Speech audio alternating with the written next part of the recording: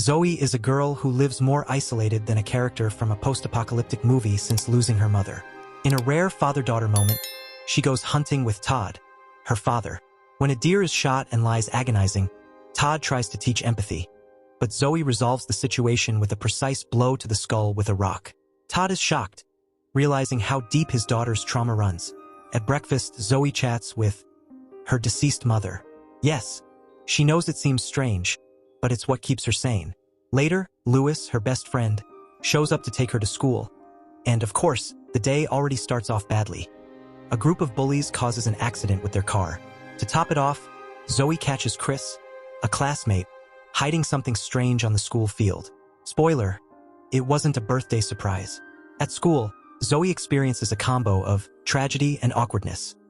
Her teacher tries to talk about her post-grief behavior, successfully ignored, and Lewis asks her to the prom. Zoe reacts as if he had asked for a kidney, but he insists, just as friends. Before the social tension kills her, a new problem explodes. Literally. As explosions shake the city to distract the police, Zoe finds Anna, a bully, hiding something in the air conditioner. Weird? Yes. But even weirder is when Chris, the guy from the field, storms into the cafeteria with accomplices, including his sister Anna, the psychopathic leader Tristan, and Kip, the stereotypical angry nerd. They take hostages, and to show they mean business, Chris coldly kills someone. While Tristan gives orders and monologues like he's auditioning for a movie, Zoe does what any action heroine would do, crawls through the ventilation system. But instead of a smooth escape, she falls straight into the kitchen, right when a cafeteria worker tries to help her and pays the price. Tense scene, but Zoe has no time to mourn. As Tristan forces the hostages to call their parents for tearful goodbyes, Zoe escapes through the back exit and tries to warn other classrooms. Since no one believes her, she triggers the fire alarm, but Anna, because every story needs an annoying henchwoman, destroys the controls, silencing it. Result? Zero panic, total confusion. The police arrive, but Tristan starts a global live stream, demanding networks broadcast the chaos. The school principal tries to play the hero, and is killed on live stream while the security guard gets the rare privilege of escaping. Lewis, however, becomes the official cameraman of the tragedy, because apparently Tristan wants the best angles to go viral. Zoe continues her solo mission, but when she reaches the reception, boom, an explosion. She's the only survivor and, as if things weren't bad enough, she has another deep talk with her mother's ghost. Pause for reflection. I definitely wouldn't go full Rambo alone. Teaming up with survivors and strategizing as a group would be smarter. Also, I'd grab any useful object for self-defense. And it's worth noting, Tristan, though a villain, reflects how bullying and neglect can create monsters. This movie was released by the Daily Wire, sparking controversy for its raw take on school shootings. But let's get back to the story.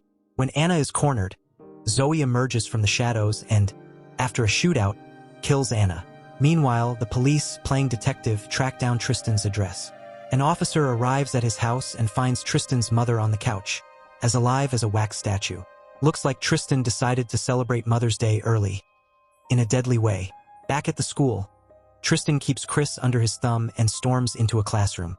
The teacher begs him to stop, but Tristan forces her to perform a humiliating act on camera, streaming it live to hundreds of viewers. Todd, seeing the nightmare unfold on his phone, rushes to the school, finding the area swarming with parents, police, and reporters, all awaiting the next episode of this deadly drama.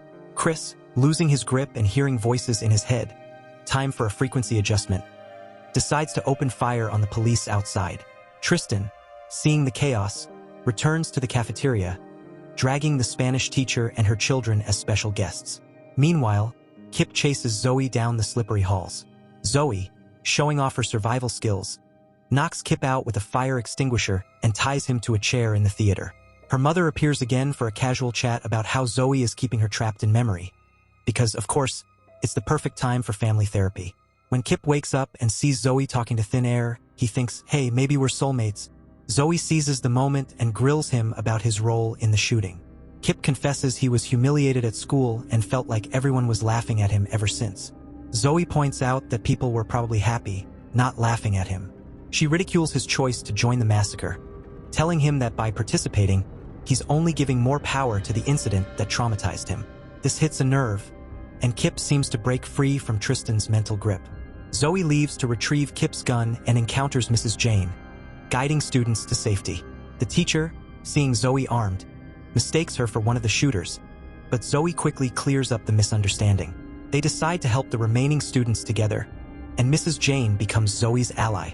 Meanwhile, Todd, hearing that his daughter is saving lives, gears up with his hunting rifle and heads inside.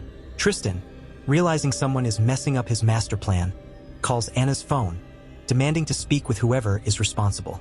Zoe answers and coolly informs him that Anna is dead. Enraged, Tristan sets a 5-minute deadline.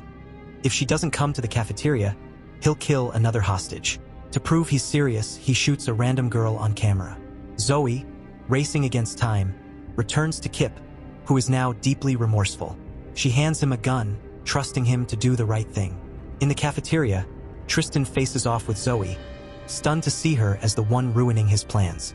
Kip appears, ready to help Zoe, but Chris, proving there's no honor among villains, shoots Kip, killing him. Zoe and Lewis use the chaos to escape, but Chris pursues them. Lewis, wounded during the escape, collapses. Zoe lays him on a couch, kisses him, and promises to go to the prom with him. Then, determined, she runs off to draw Chris away. They end up in the chemistry lab, where Zoe, channeling her inner Walter White, opens the gas valves and triggers a fiery explosion. Todd, now inside the building, sees the flames and knows his daughter is in danger. He moves stealthily, ready to protect her. Chris finally catches up to Zoe and prepares to kill her, but Todd shoots him first, saving his daughter.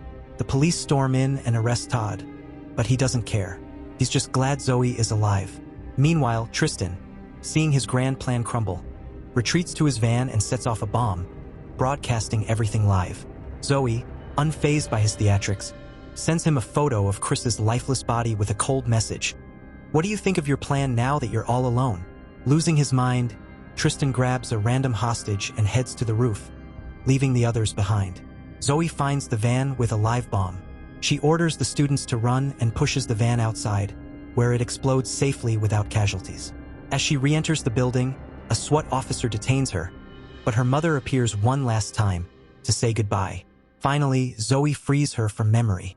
The sheriff approaches, commends Zoe's bravery, and informs her that Tristan died in the explosion. After a brief exchange, Zoe runs to her father, who is being taken into custody.